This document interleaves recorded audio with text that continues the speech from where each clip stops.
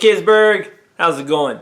Hey, this month we've been having a good time with our block party and talking about friendship. And it makes me so happy and proud to see you guys having a good time with each other and forming closer friendships and playing games.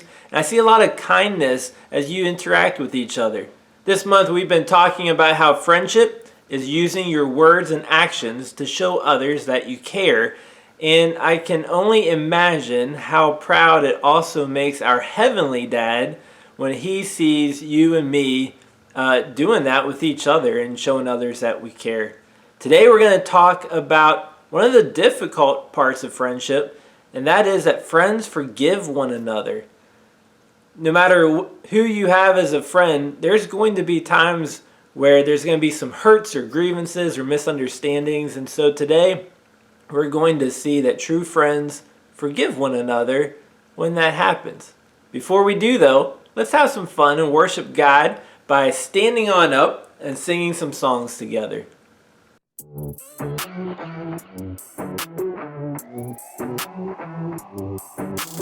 Jesus, you have been so faithful. Jesus, you have been so true. I will be forever thankful, 'cause I never had a friend like you. Help me to be who you've been to me, to everyone I see. Let us love one another with a love like no other yet. That's the way you love us, God. Never turn away, you are with us every day, yeah. That's the way you love us, God. Your love has always been beginning to end. There's never been a better friend. So let us love one another with our love like no other, yeah. That's the way you love us, God.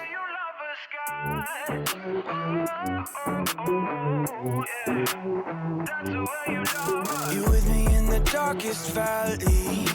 You with me on the mountaintop.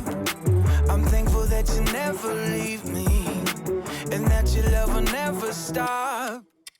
Help me to be who you've been to me, to everyone I see. Let us love one another with a love like no other, yeah. That's the way you love us, God. Never turn away, you are with us every day, yeah. That's the way you love us, God. Your love has always been beginning to end. There's never been a better friend. So let us love one another with our love like no other, yeah. That's the way you love us, God. I wanna thank you for being a friend who's always by my side. I wanna thank you for the way you love me all my life. I wanna thank you for being a friend who's always by my side. I wanna thank you for the way you love me all my life. Love one another with a love like no other, yeah. That's the way you love us, God. Never turn away, you are with us every day, yeah. That's the way you love us, God. Your love has always been beginning to end. There's never been a better friend. So let us love one another with our love like no other, yeah. That's the way you love us, God. Alright guys, stay standing for our verse. I've been so thrilled to see how many of you guys have learned the verse this month. And today, all that hard work is going to pay off, because after our video lesson, we are going to go up to the gym to break open a piñata for our block party and get some candy. But before we do, stay standing and let's say that verse together. Proverbs 17:17. A friend loves at all times. They are there to help when trouble comes. And todo tiempo ama el amigo. Alright, you guys can have a seat. Let's hear what the Bible says about friends forgiving one another.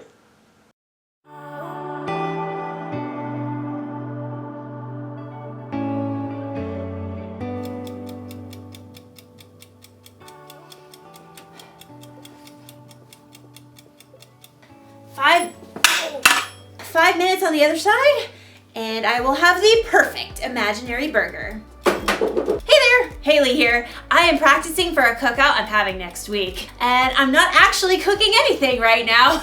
I'm inside. That would be a cook-in. So I've never really cooked for any of my friends before, so I just wanted to be prepared. Because I want them to still be my friends after the cookout's over. Just kidding. That's not how friendship works. Friendship is using your words and actions to show others you care. I don't think friends should stop being friends for little things like food tasting bad. It's delicious. And I think you can even stay friends with someone if they, say, accidentally burn you with a hot potato. Hot potato, hot potato, hot potato, Friendship can last through most anything. Unless a friend makes fun of my hat, then it's over. Oh, time to flip an imaginary burger. Woo! Today's story is about a time when one of Jesus' friends did something really bad. Jesus could have flipped out. But he didn't do that. He didn't do that. I'll see you soon. Oh, let's see. Can't turn the camera off with the mids. Sorry. The Bible. It's 66 books of history, stories, letters, and poetry that fit together to form God's one big story. The epic adventure of how He created us and loves us so much that He made a way to rescue us.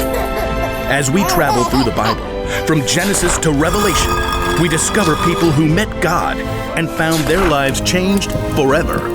And now for an amazing story, inspired by the book of John, chapter 21, verses 1 through 19. Peter hauled in the knotted net yet again as the first light of dawn gleamed in the eastern sky. Empty. Not a single fish all night. Thomas shook his head. I doubt we'll catch a thing before it's time to take the boat in. John studied Peter thoughtfully. Peter, you didn't really want to catch fish anyway, did you? You just wanted to get out in the boat and do something normal. Peter shrugged, but he knew John was right. Over the past few weeks and months, everything in his life had turned upside down. First, Peter had shown the courage to speak the truth about his friend Jesus. You are the Christ. You are the Son of the living God. Many people wanted to make Jesus king, even though the religious leaders hated him. The day before Jesus was killed, Peter had promised Jesus that he would follow him anywhere, and even give up his life for Jesus. But that very evening, Jesus was arrested. Peter was so scared he told 3 different people he wasn't Jesus' friend. I don't know that man. Peter felt sick about what he'd done, especially when Jesus was nailed to the cross and died. But then he returned to life. He appeared to his friends. It was amazing, incredible. Everyone was excited beyond belief. Except Peter must have wondered. Is Jesus mad at me? Am I still his friend? Does he still love me? Now Peter found himself in the boat, trying to figure it all out. His fingers tightened on the wet rope as he prepared to cast the net one more time. As he glanced over on the shoreline, he saw a figure standing there. Friends, don't you have any fish? Nope, not one. Throw your net on the right side of the boat. There you will find some fish. The 7 disciples in the boat exchanged glances as Thomas laughed. I seriously doubt it. You guys have anything better to do? Let's give it a try. Together, the men heaved the heavy wet net back into the sea on the other side. Hey, I think we've got something. Bring it on in. There's 1 fish. 2 fish. A red fish. Ugh. A blue fish. And another one. And another 10. Whoa! Need some help here.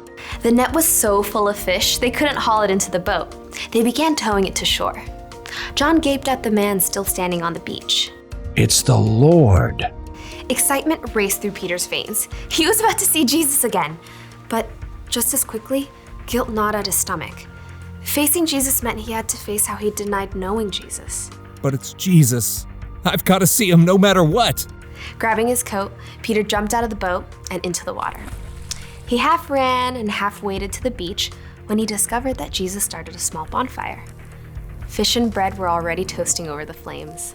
He's God's son and he's making breakfast for us. Jesus smiled at Peter. Bring some of the fish you have just caught. Yes, Lord. Peter ran back to the lapping water to help his friends haul their fish to shore. 153. You counted? Don't doubt it. Jesus gestured to the disciples to join him around the fire. Come and have breakfast. As the disciples gathered, Jesus offered them bread to eat. John whispered to Peter, This is what he did when we last ate together at the Passover meal. When breakfast finished, the disciples rose to take care of their fish. Peter found himself walking beside Jesus. There were so many things he wanted to say, but he couldn't find the words. Simon Peter, do you really love me more than these others do? Peter swallowed hard. Surely Jesus knew what he felt. Yes, Lord, you know that I love you. Feed my lambs. Peter remembered how Jesus would compare people to sheep in his stories. Peter, do you really love me? Lord, you know that I love you. Take care of my sheep. Sheep, people. Peter waited in his mind. Jesus must be telling Peter to take care of the people who had followed him. Peter, do you love me? Lord, you know all things. You know that I love you. Feed my sheep. Just as Peter denied knowing Jesus 3 times, he now confirmed 3 times that he loved Jesus. What's more, Jesus wanted Peter to go out and share that love with others. He's forgiven me, even after what I did. Peter, things are going to get even more difficult for you. You are going to be led places you do not want to go.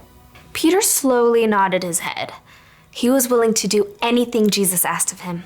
Follow me. Yes, Lord, I will. Because Jesus had forgiven him, Peter was now free to share the love of God with those around him, without carrying around a heavy load of guilt.